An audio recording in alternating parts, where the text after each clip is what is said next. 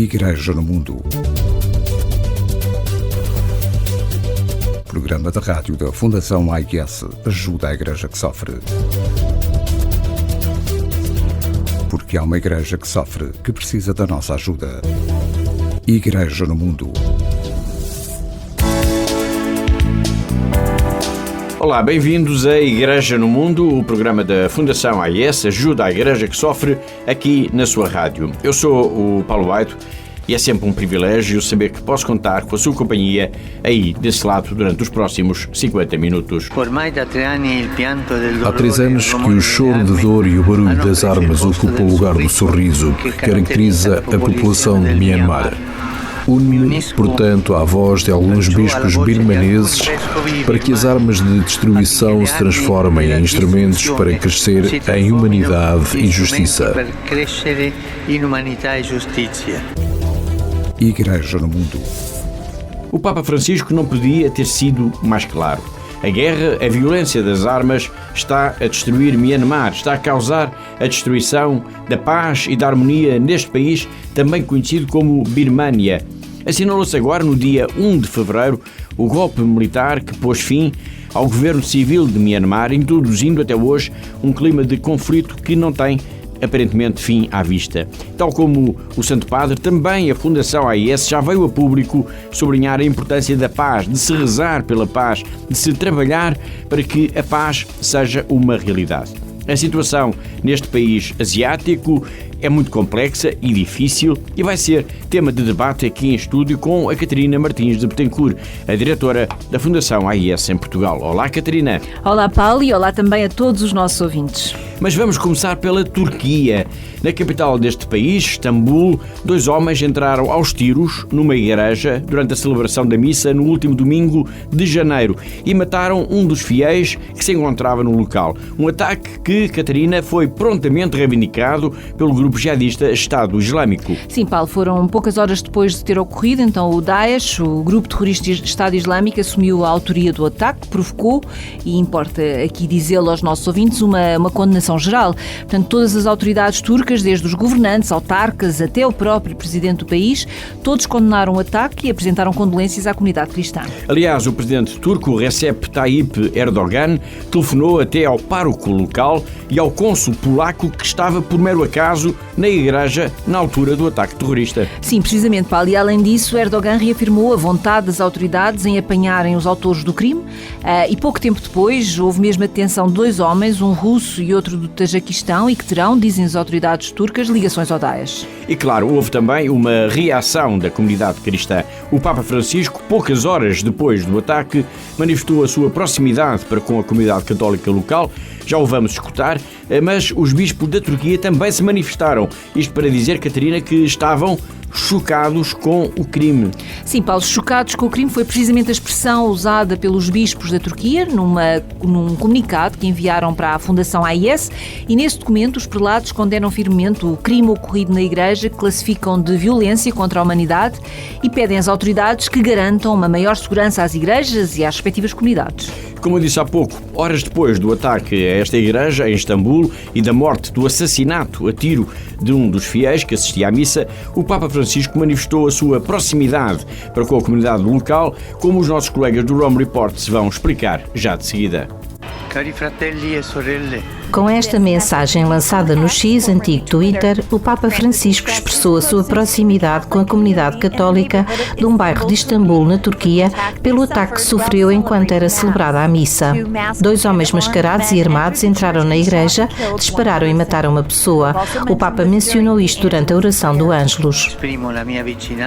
Expresso a minha proximidade à comunidade da Igreja de Santa Maria Draperis, em Istambul, que durante a missa sofreu um ataque armado que deixou uma pessoa morta e vários feridos. O Estado Islâmico assumiu a responsabilidade por este ataque numa declaração, embora as autoridades turcas ainda não tenham confirmado. Porque há uma Igreja que sofre, que precisa da nossa ajuda. Do atentado numa igreja católica na Turquia, vamos agora até a África. Vamos até aos Camarões, pois os bispos deste país manifestaram-se preocupados pelo aumento da pobreza, mas também pela violência provocada pelo Boko Haram, um grupo jihadista de que temos falado muito aqui, normalmente por causa da sua atuação na Nigéria. Mas, como se vê neste caso, é já, Catarina, uma ameaça regional. É verdade, Paulo, e isto mostra bem aos nossos ouvintes como este é de facto um problema muito sério, um problema regional que afeta vários países de África que têm de lidar com o Boko Haram, que é efetivamente um dos mais perigosos grupos terroristas da atualidade.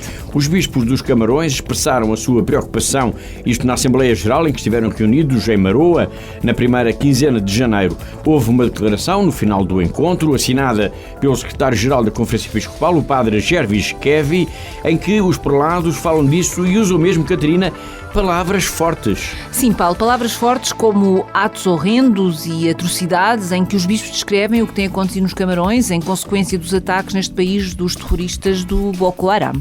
Além da ameaça terrorista para as populações, os bispos também denunciam a questão da pobreza. Sim, Paulo, foi outro tópico principal do encontro. Portanto, a questão da pobreza, do aumento da pobreza entre a população é um assunto que preocupa muito a Igreja Católica dos Camarões, também porque este problema está na gênese, está na origem de sentimentos de revolta que depois vão alimentar os grupos terroristas, os grupos armados. Esta tomada de posição dos bispos dos Camarões vem dar força às palavras de Dom Bruno Ateba, que esteve recentemente na sede internacional da Fundação AIS e que falou do terrorismo e também do drama da migração, que está a levar os jovens a arriscarem tudo em viagens às vezes muito perigosas em busca de uma vida melhor.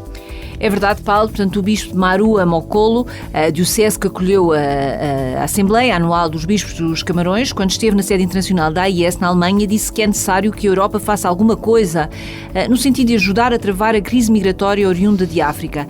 Uma ajuda, defende o bispo, principalmente para a criação de empregos a nível local em África, de forma a se tentar estancar este problema na origem. É preciso ajudar todos os que tentam fugir da miséria e arriscam tudo em viagens, como o Paulo disse, tantas vezes acabam dramaticamente. Obrigado, Catarina. Nós não temos o registro do som dessas declarações de Dom Ateba, que a Catarina agora referiu, que esteve recentemente de passagem pela sede da AIS na Alemanha, mas temos um pequeno depoimento de um outro bispo, Dom Barthélemy Yoda, da diocese de Yagoa, também muito pobre e situada no norte dos Camarões, onde a ameaça do Boko Haram é uma constante. Este bispo faz questão de agradecer toda a ajuda, toda a solidariedade dos benfeitores da AIS pela sua comunidade que passa tempos muito difíceis. Eu sou Monsenhor Bartolomeu Yaouda, da Diocese de Yagoa, no extremo norte dos Camarões. Quero agradecer muito a todos os que trabalham aqui na ajuda à Igreja que sofre e a todos os benfeitores, porque a Igreja que sofre ajuda-nos com a formação de sacerdotes, com estipêndios de missa e com construção de capelas. Sem esta ajuda seria difícil, porque vimos de ambientes muito pobres e as pessoas não têm meios para pagar as propinas dos filhos no seminário. Não temos meios para construir igrejas e os padres nem sequer têm meios para se deslocarem na sua diocese a fim de visitar as paróquias, nem para se vestirem. Graças aos estipêndios de missa, os padres recebem um valor por mês. Por isso, agradecemos muito à Igreja que sofre e especialmente aos benfeitores. A diocese de Yagoa encontra-se numa zona do Boko Haram, o que explica a nossa extrema pobreza, a nossa extrema miséria. Portanto, agradecemos muito a todos os cristãos que ajudam a Igreja que sofre a poder ajudar-nos, as dioceses do Terceiro Mundo. Que Deus Todo-Poderoso abençoe todas as pessoas que ajudam os benfeitores da Igreja que sofre, abençoe-as em nome do Pai, do Filho e do Espírito Santo. Foi o bispo de Yagoa, nos Camarões, a agradecer a ajuda, a solidariedade da Fundação AIS para com a sua diocese, que é muito pobre. E agora vamos continuar em Yagoa e vamos agora dar a conhecer um missionário italiano que chama-se Fábio Mussi e que, por se ter sentido pessoalmente desafiado pelo Papa Francisco, pela Laudato Si do Papa Francisco, decidiu lançar um projeto precisamente nesta diocese para se combater a desnutrição infantil. E como? Usando simplesmente aquilo que a natureza já oferece. Neste caso, as folhas e sementes da planta da moringa, que são muito ricas em proteínas, vitaminas e sais minerais, como o Vatican News nos vai contar já de seguida numa belíssima reportagem. É necessária uma abordagem integral para combater a pobreza, devolver a dignidade aos excluídos e, simultaneamente, cuidar da natureza. Laudato Si ci spinge a valorizzare A Laudato Si exorta-nos a valorizar tudo o que temos, começando pelas coisas mais pequenas e comuns. Estamos a realizar uma atividade para combater a desnutrição. O nosso projeto é combatê-la com folhas de moringa. A moringa é esta planta com folhas e sementes que permite tratar as crianças porque é rica em proteínas vegetais, um concentrado de vitaminas e também rica em oligominerais. É um concentrado de vitamine ed è anche ricco in oligominerali. Por isso, o nosso projeto visa promover a valorização da cultura da moringa e a sua transformação. A cultura da moringa e a transformação.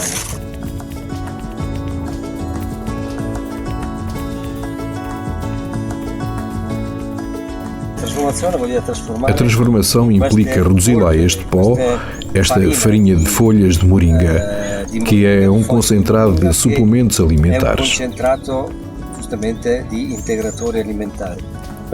São saquinhos de 50 gramas que contêm as doses para uma criança tomar durante 10 dias.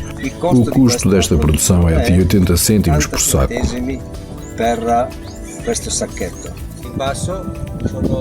As que estão em baixo são os viveiros que preparamos.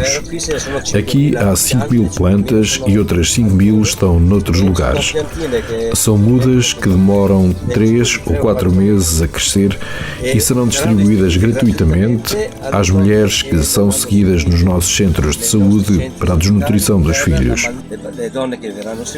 Estas mulheres receberão gratuitamente 3 mudas de moringa que elas mesmas plantarão. E 6 meses depois, esta planta que cresce muito rápido já poderá ser utilizada. Esta é a etapa de secagem das folhas de moringa. São as folhas que são utilizadas para fazer concentrados de elementos suplementares. Elas são secas não ao sol, mas à sombra para que não percam as suas propriedades. Isto é para dar pleno significado aos recursos locais e à experiência de vida e de trabalho da população local. Igreja no mundo. Porque há uma igreja que sofre, que precisa da nossa ajuda. Igreja no mundo. No início do programa nós escutámos o Santo Padre a lamentar a violência que tomou conta de Myanmar desde que, a 1 de fevereiro de 2021, há 3 anos, portanto, houve um golpe militar. Desde então, de Myanmar só chegam praticamente notícias pesadas, notícias de violência, de destruição, de um povo que está em sofrimento. O Papa lamentou tudo isto, já o vamos escutar, mas a Presidente Internacional da Fundação AIS, Catarina, também já lamentou tudo isto. É verdade, Paulo. Tal como o Papa, a Fundação AIS, através da nossa Presidente Internacional, a Regina Lindes, vem então lançar um forte apelo à paz e ao fim do sofrimento para toda a população de Myanmar, pedindo também para isso que todos os fiéis se lembrem deste país asiático nas suas orações. Este conflito de que estamos a falar, que opõe as forças governamentais a uma série de grupos armados de resistência e também milícias étnicas, agravou-se significativamente no último ano. Sim, é verdade, Paulo, com os combates e os ataques a afetarem quase todo o país. Portanto, a Fundação AIS está perfeitamente consciente que a situação atual traz muito sofrimento a todos os setores da sociedade e representa um perigo particular para as comunidades minoritárias que são também, por isso, mais vulneráveis, que é o caso, como é o caso dos cristãos. Estamos a falar então de Myanmar, que a 1 de fevereiro de 2021 foi palco de um golpe de Estado, um golpe militar. Desde então, mas especialmente durante os últimos 3 meses, o sofrimento das populações tinha atingido dimensões sem precedentes. Exatamente, e a nossa Presidenta, Regina Lynch, sublinha este ponto. Para ela é importante não abandonar Myanmar, é que com tantos conflitos, com tantas guerras de grande visibilidade no mundo nos dias de hoje, é fácil que este se torne mais um conflito esquecido. E é fundamental não deixar que isto aconteça, e por isso a Fundação AIS, neste terceiro aniversário do golpe militar, lançou um apelo à comunidade internacional para que se intensifiquem os esforços no sentido de se restabelecer a paz e a justiça também no país. E que papel tem vindo a desempenhar a Igreja neste conflito, nesta situação tão delicada e complexa? Bom, tem sido exemplar, Paulo. Aliás, a Presidente da AIS, a Presidente Internacional da AIS, diz isso mesmo. Portanto, a Regina Lynch sublinha que o facto de que neste contexto é inspirador ver como os líderes da Igreja local, incluindo padres, religiosas e até catequistas, continuam a apoiar o seu povo, levando a consolação e a graça de Deus às áreas mais remotas. Obrigado, Catarina. Estamos então a falar de Myanmar, a antiga Birmânia, um país asiático que está sob domínio de uma junta militar desde 1 de fevereiro de 2021. Desde então, o país tem sido palco de crescente violência e o Papa Francisco veio agora, a propósito deste terceiro aniversário, apelar à paz. Já o vamos escutar, pois antes, e porque estivemos a falar precisamente da posição da Fundação AIS, de apelo também ao fim da violência sobre as populações, é bom relembrar que logo após o golpe militar, Thomas Hein Geldern, que era então o presidente executivo internacional da Fundação AIS, veio a público apelar à paz e reforçando também a importância do papel, no fundo, insubstituível da Igreja neste país. Nesta peça, nós vamos recordar também o exemplo de coragem extraordinária da irmã Anne Rose, uma religiosa birmanesa que se ajoelhou no chão diante de um pelotão de soldados implorando pela paz. Uma imagem que correu o mundo. A 1 de fevereiro, um golpe militar derrubou o governo de Myanmar. 4 meses depois, a violência continua a agressar em todo o país. Face a esta situação, a ajuda à Igreja que sofre está a trabalhar para fornecer apoio extra a padres, religiosas, catequistas e famílias carenciadas em Myanmar. A Igreja está a demonstrar, tanto pelos seus apelos, como ainda mais pelo seu trabalho, que como minoria neste país fará tudo o que for possível para promover a paz e o desenvolvimento da nação. A irmã Rose Nutong é apenas um exemplo da luta da Igreja pela paz em Myanmar. Um mês após o golpe de Estado, esta foto sua, ajoelhada diante das forças militares implorando pela paz, tornou-se viral nas redes sociais. A irmã Nutong diz que o seu ato corajoso foi apenas uma forma de defender os que estavam consigo. Eu só queria defender as pessoas porque elas estavam em perigo. Eu só queria salvar aquelas pessoas, os jovens. Por essa razão, ajoelhei-me para deixar os jovens fugir do perigo. Embora apenas 6% da população de Myanmar seja cristã, os locais de culto, incluindo as igrejas cristãs, têm sido alvo de ataques militares, o que dá ainda mais importância ao valor da oração. Apesar de vivermos em tempos de perseguição, a oração tem sido fundamental na minha vida. A oração durante a adoração do Santíssimo Sacramento deu-me esta força. Foi a partir daí que tive força para ajudar os outros e agir desta forma. Embora a irmã Nutong apareça sozinha perante os militares na fotografia, ela diz que Deus esteve sempre presente com ela no meio do perigo. O Espírito Santo inspirou-me a ter este gesto. Pensei que Deus estava a trabalhar através de mim para salvar estas pessoas. Por esta razão, Filo. O Papa Francisco tem sido um dos líderes mundiais mais diretos sobre a crise em Myanmar. Em maio dedicou uma missa na Basílica de São Pedro para rezar pela paz no país e encorajou os cristãos a promoverem a paz nas suas próprias vidas. Eu sei que algumas situações políticas e sociais são maiores do que nós. No entanto, o compromisso pela paz e a fraternidade vem sempre de baixo. Cada pessoa, com pequenos gestos, pode fazer a sua parte. Mais de 800 civis foram mortos pelas forças militares de Myanmar desde fevereiro e mais de 4.000 encontram-se detidos.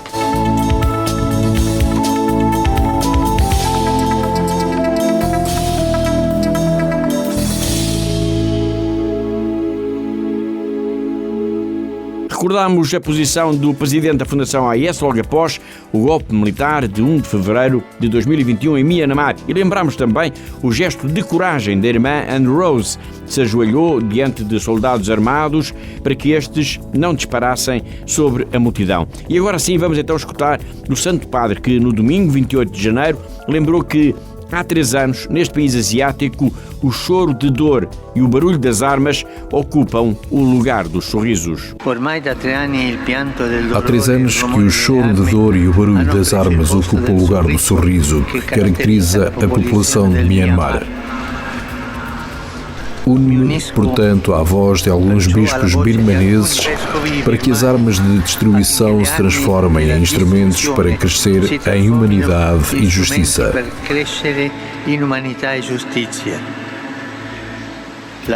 A paz é um caminho e convido todas as partes envolvidas a dar passos de diálogo e a revestirem-se de compreensão para que a terra de Myanmar alcance a meta da reconciliação fraterna. Seja permitido o trânsito de ajudas humanitárias para garantir as necessidades de cada pessoa. Igreja no Mundo. E de Myanmar, onde as populações vivem atormentadas pela violência, vamos agora até à China. Vamos até à Diocese de Macau, ao encontro do nosso correspondente, o jornalista José Miguel Encarnação. Todas as semanas ele conta-nos sempre uma história ou uma notícia mais relevante da vida da Igreja nesta região do globo. Igreja no Mundo. No âmbito do acordo assinado entre a República Popular da China e a Santa Sé, um acordo provisório, foi nomeado mais um bispo para a República Popular da China.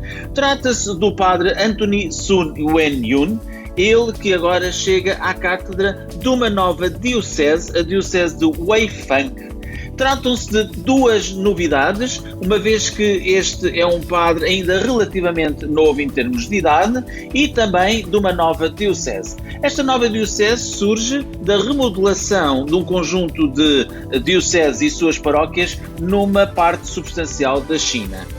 O padre Anthony Sun Wen-yun, que agora chega a bispo, o padre Don Anthony, ele estudou em Xangai, nomeadamente no seminário junto ao santuário de Nossa Senhora de Sheshan, e depois esteve como padre em missão na cidade capital de Pequim. Com esta nomeação, o Papa Francisco volta a marcar pontos junto das autoridades chinesas, uma vez que esta é uma prova que a Associação Patriótica dos Católicos Chineses mantém a sua confiança no atual Santo Padre. Esta é também uma notícia de grande alegria e júbilo para os católicos da China, mas também de Macau e de Hong Kong. Igreja no Mundo. Em Jezin, no Líbano, todos conhecem o Orfanato das Irmãs. É um edifício grande, bonito, no meio de uma serra, rodeado de verde. Esta casa é um bom exemplo do trabalho discreto, mas essencial da Igreja junto das populações que mais têm sofrido com a crise que está a afetar o Líbano.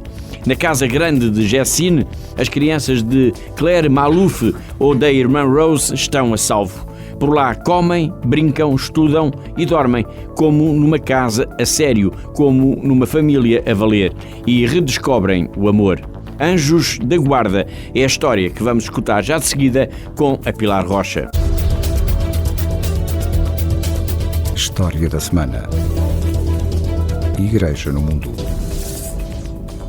Os que vivem perto do orfanato das Irmãs Maronitas da Sagrada Família, em Jezin, já sabem quando a irmã Rose vai levar algumas das suas crianças à escola ou a qualquer outra atividade.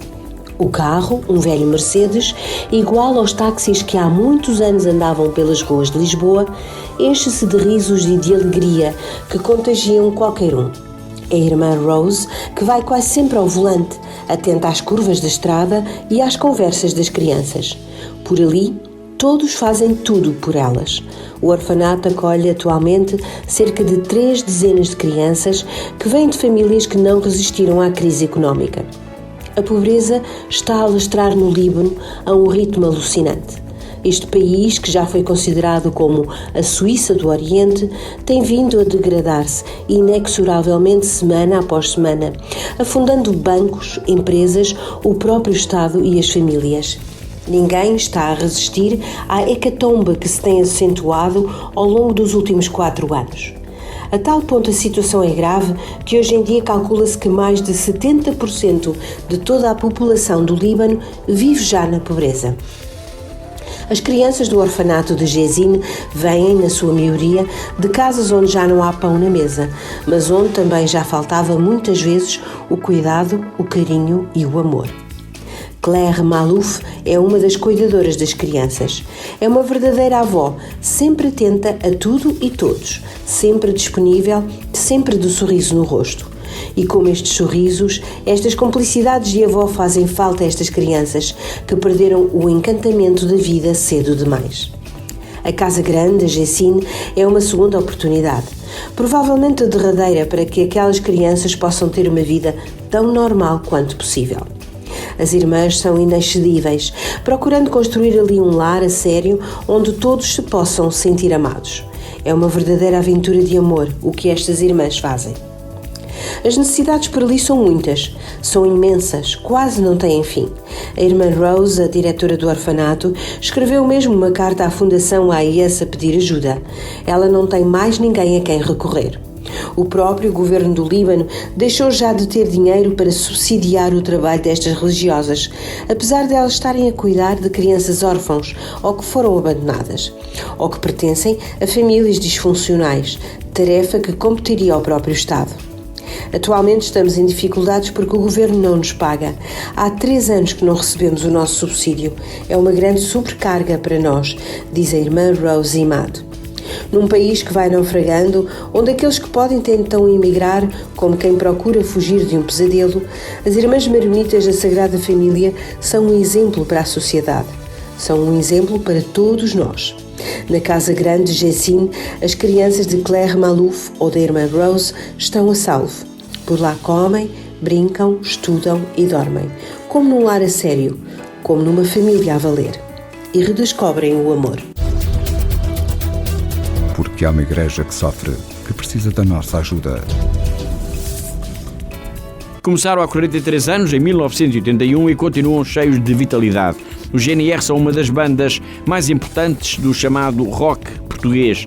Algumas das suas canções ajudam até a conhecer um pouco a própria história do país. É o caso de Portugal na CEE, que nos leva a fazer uma viagem no tempo em que tínhamos então o sonho de pertencer à Comunidade Económica Europeia. Até já!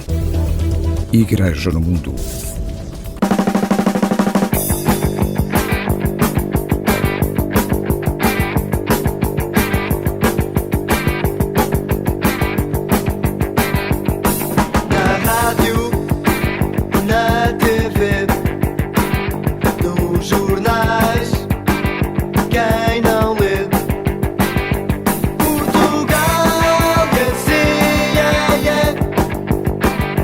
Quanto mais se fala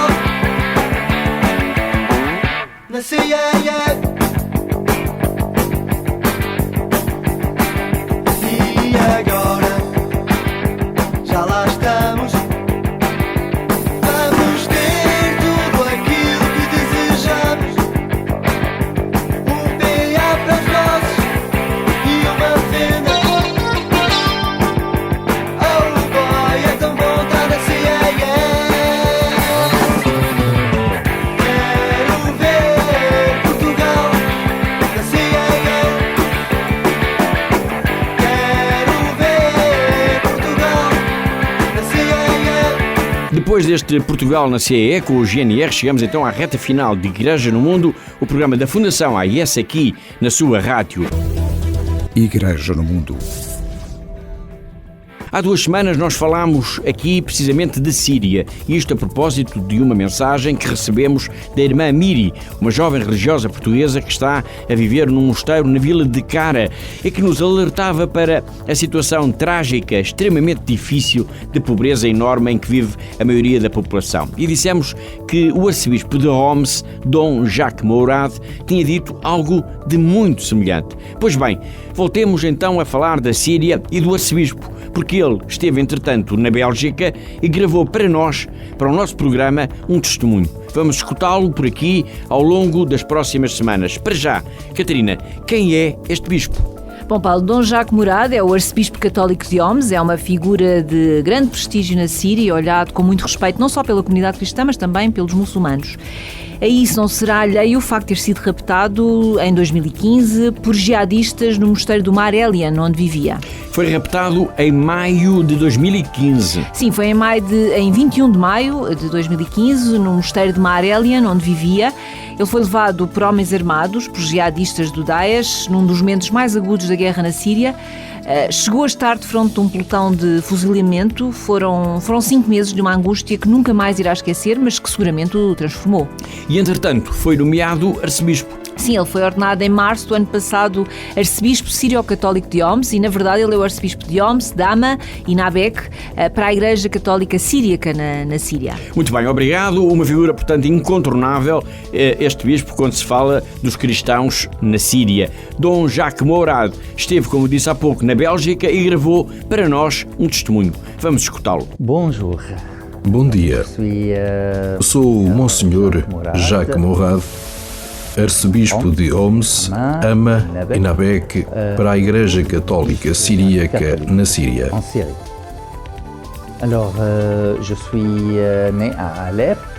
Nasci em Alepo, a segunda cidade mais importante da Síria, e depois escolhi consagrar-me à vida monástica, renovar a vida monástica com o padre Paulo D'Alholho no mosteiro no deserto que remonta ao século VI, que foi abandonado e que nós restauramos nos anos 80.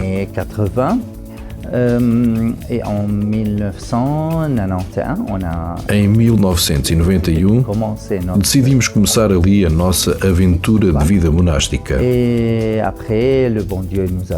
Depois, Deus abençoou-nos com outras vocações corajosas de homens e mulheres que queriam dedicar a sua vida a Deus na vida monástica, no abandono e no amor pelo povo.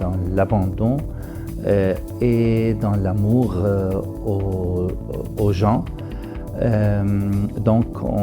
Por isso, acolhemos todas as pessoas de diferentes crenças, religiões e igrejas na nossa comunidade.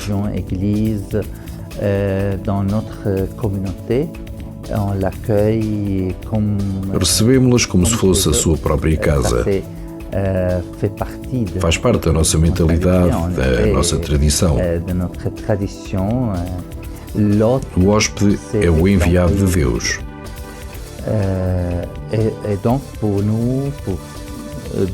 Assim, para nós, na nossa maneira de pensar e mentalidade, cada homem é a imagem de Deus, por isso é sagrado. Porque há uma igreja que sofre, que precisa da nossa ajuda. Mesmo a chegar ao fim do nosso tempo, vamos voltar ainda à entrevista com Regina Lynch, a Presidente Executiva Internacional da Fundação AIS, que começámos a exibir por aqui nas últimas semanas. Uma entrevista a Rodrigo Arantes, o nosso colega do Secretariado Brasileiro da Ajuda à Igreja que Sofre, que lhe perguntou como tem visto, como tem acompanhado a presença da AIS no seu país, o Brasil. Uma conversa que permitiu à Regina falar da missão da Igreja na região, por exemplo, da Amazónia, mas também em outros lugares onde as populações, Catarina, passam muitas necessidades, como nas favelas. Sim, Paula, a Regina já visitou o Brasil por diversas vezes, diz estar sempre muito impressionada com o trabalho dos padres, das irmãs, dos missionários nas favelas, onde vivem os mais desfavorecidos, onde as populações passam por tantas dificuldades.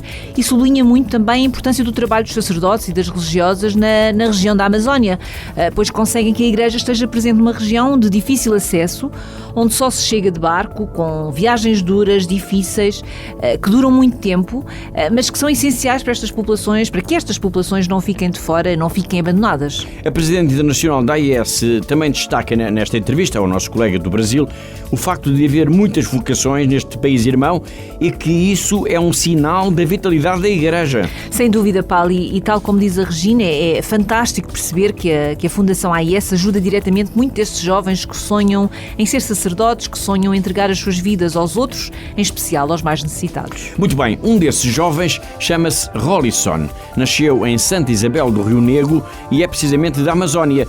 Ele e todos os que vivem por lá são também chamados de ribeirinhos, por viverem ao lado do Rio Grande, por viverem no meio da natureza. Hoje ele está no seminário de Manaus.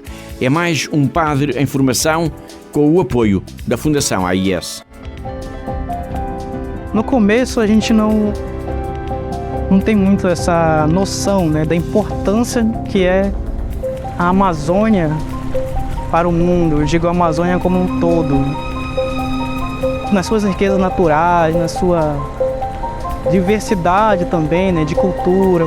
Tá usando a natureza, né, como se fosse uma escrava nossa. Estamos tirando, né, não tendo tanta assim uma empatia pela natureza, né.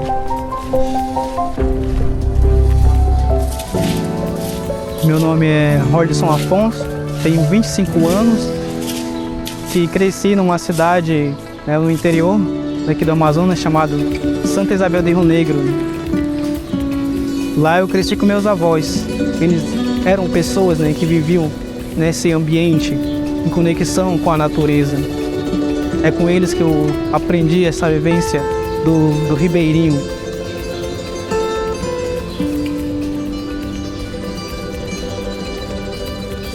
Minha avó era uma mulher muito católica. Foi ela que na verdade, me introduziram na fé católica.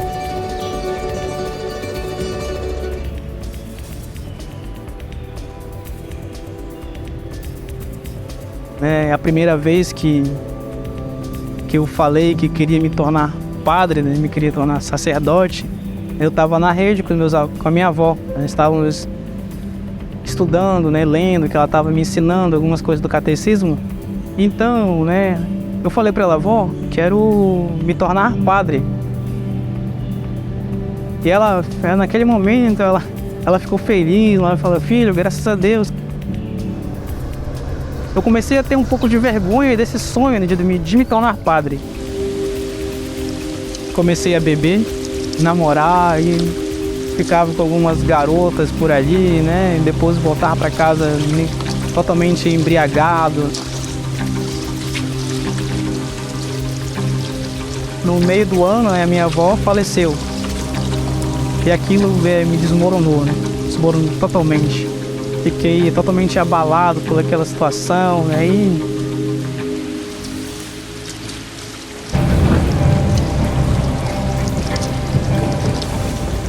E aí foi aí que, né, eu comecei a ter, né, já refletir muitas coisas, né, em relação ao futuro, né? E agora? O que eu vou fazer agora, né?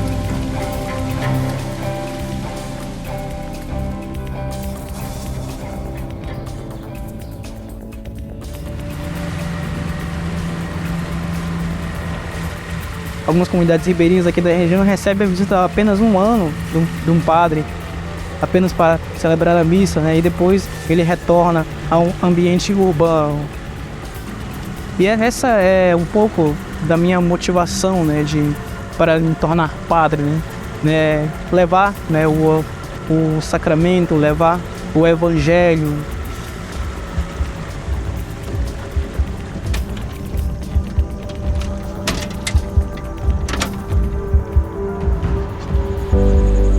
Eu penso muito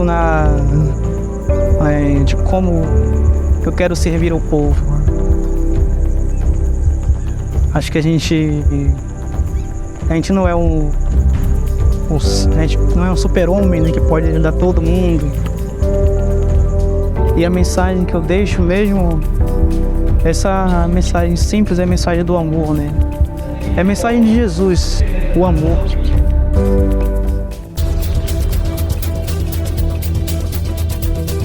Igreja no mundo. Porque há uma igreja que sofre, que precisa da nossa ajuda. Igreja no mundo.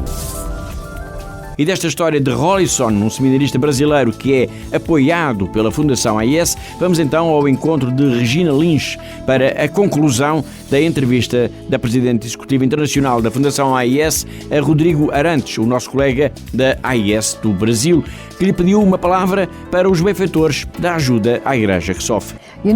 Estou muito impressionada com os benfeitores do Brasil, porque sei que muitos deles vêm de meios muito modestos. Não têm muito e fazem um enorme sacrifício. Quando visito os nossos parceiros de projeto noutras partes do mundo, falo-lhe dos nossos benfeitores no Brasil e do sacrifício que fazem. É realmente o óbolo da viúva, como lemos no Evangelho. Por isso, do fundo do meu coração, quero agradecer aos nossos benfeitores aqui, pois fazem uma grande diferença. Fazem mesmo. E sei que não é só o dinheiro que dão, mas também as suas orações pelos nossos parceiros de projeto. Por isso, agradeço-lhes e encorajo-os a continuar com esta missão, principalmente com o foco na Igreja fora do Brasil e na Igreja perseguida.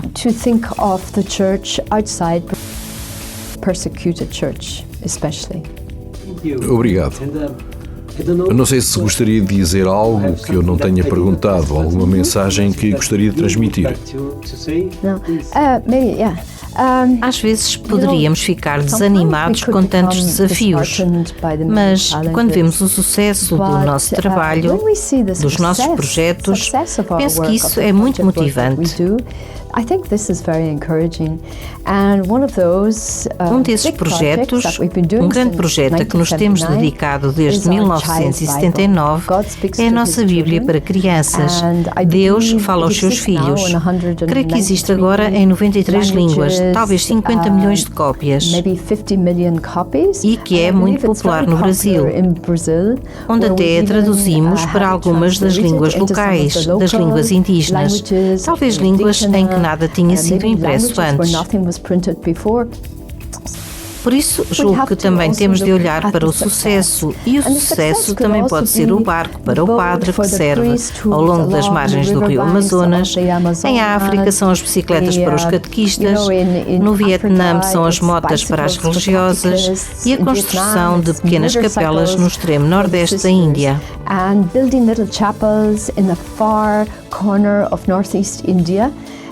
E quando vemos as pessoas que costumavam sentar-se debaixo de uma árvore para participar na missa, à chuva e ao sol, vemos-las a ter o seu próprio local de culto.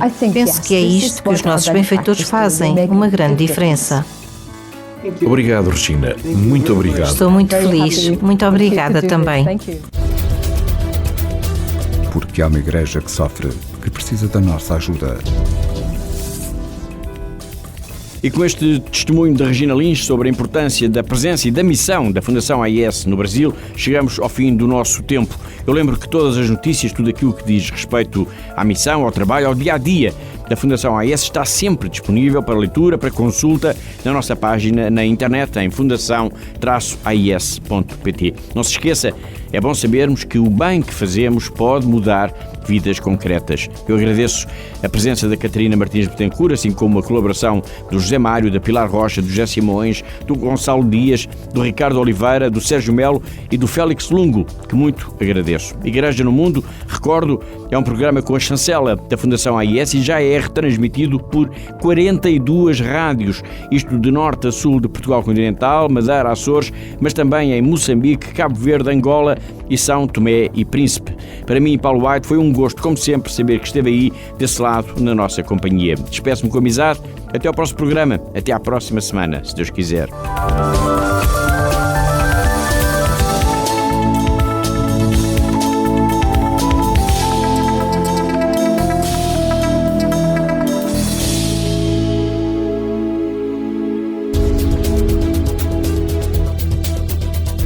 Igreja no Mundo, programa da rádio da Fundação AIS, ajuda a Igreja que sofre.